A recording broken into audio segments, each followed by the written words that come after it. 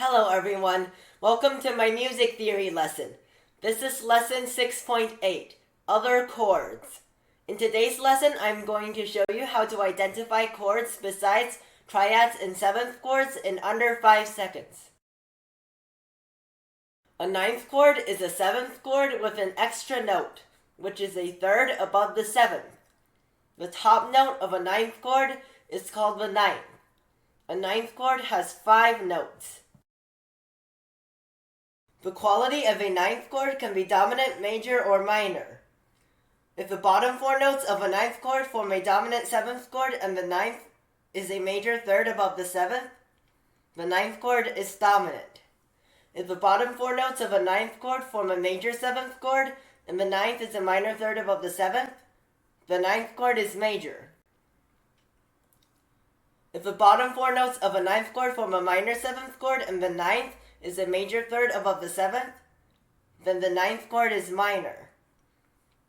In the example shown, the bottom 4 notes of the ninth chord, C, E, G, B, form a major seventh chord, and the ninth, D, is a minor third above the seventh, B. The chord is a major ninth chord. An 11th chord is a ninth chord with an extra note, which is always a minor third above the ninth. The top note of an 11th chord is called the 11th. An 11th chord has 6 notes. The quality of an 11th chord is the same as the quality of the ninth chord that is formed by the bottom 5 notes. In the example shown, the bottom 5 notes, E, G sharp, B, D, F sharp, form a dominant ninth chord. So the 11th chord is also dominant. A 13th chord is an 11th chord with an extra note, which is always a major third above the 11th. The top note of a 13th chord is called the 13th. A 13th chord has 7 notes. The quality of a 13th chord is the same as the quality of the 11th chord formed by the bottom 6 notes.